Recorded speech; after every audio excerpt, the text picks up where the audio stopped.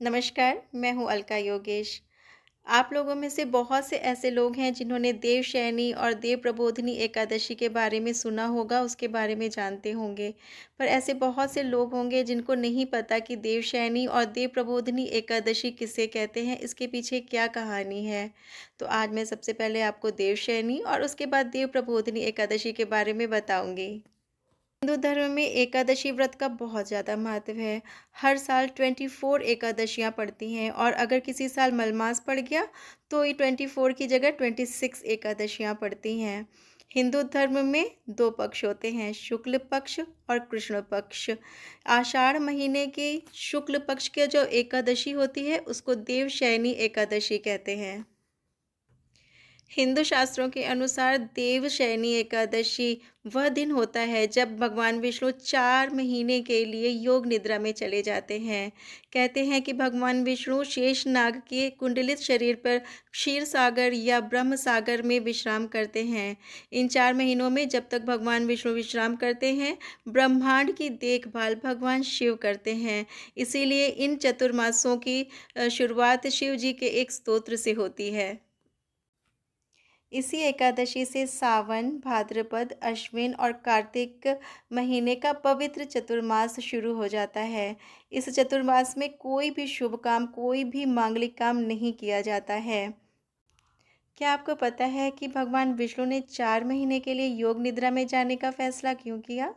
वेदों में एक कथा वर्णित है कि जब भगवान विष्णु ने माँ लक्ष्मी से शादी की, उनसे विवाह किया, तो वो कई वर्षों तक, लाखों वर्षों तक अपने भक्तों की प्रार्थना सुनते थे और असुरों का नाश करते थे और थक जाते थे, फिर लाखों वर्षों तक सोते रहते थे। माँ लक्ष्मी इससे बहुत ज़्यादा परेशान हो गई।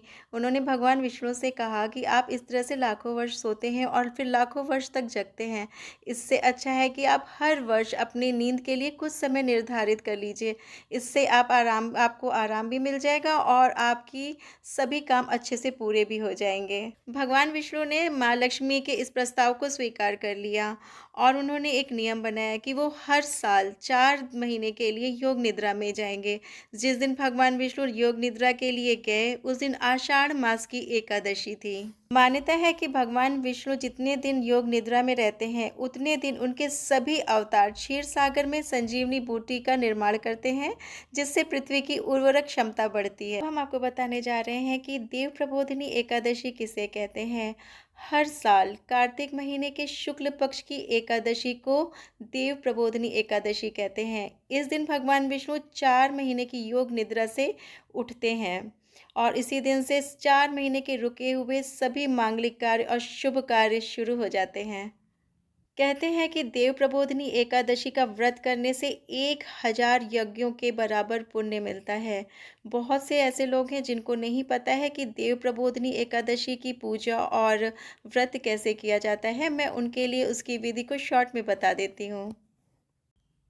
देव प्रबोधिनी एकादशी के दिन सुबह जल्दी उठ करके आप नहा लीजिए और भगवान विष्णु को याद करते हुए उनके व्रत का संकल्प कीजिए। उसके बाद अपने घर के आंगन को खूब अच्छी तरह से धुल करके साफ कर लीजिए और उसमें भगवान विष्णु के पैरों की आकृति बना दीजिए। आकृति बनाते समय इस चीज़ का ध्यान रखिएगा कि पैरों की आकृति घर में अंदर की ओर जाती हो, बाहर की ओर निकलती हुई ना हो। अगर आपके घर में आंगन नहीं है तो आप उसको अपने पूजा घर में भी बना सकते हैं। इस चीज़ का भी ध्यान रखिएगा कि जब आप भगवान विष्णु के पैरों को बनाइए तो उस पर धूप ना पड़ने पाए और अगर किसी जगह से धूप आ रही है तो आप उनकी पैरों की आकृति को ढक सकते हैं। पूरे दिन भगवान विष्णु के मंत्रों का जप कीजिए, पाठ कीजिए और रात में सारे घर के साथ साथ घर की चौखट और घर के आंगन में दिए जलाइए, क्योंकि भगवान विष्णु के वैकुंठ लौटने की खुशी में दिए जलाने की प्रथा है। रात के समय सभी भगवान की आरती करिए। भगवान विष्णु को शंख और घंटा बजा करके जगाइए, उठाइए और उनको भोग लगाइए और उनका प्रसाद सब में वितरित कीजिए। इस दिन भूल करके भी चावल ना खाइए। किसी भी तरह की तामसिक चीज़ों का प्रयोग बिल्कुल मत करिए, नॉन-वेज मत खाइए और व्रत का पारण हमेशा द्वादशी तिथि को ही करिए और अल्कवेदा को ज़रूर सब्सक्राइब कीजिए।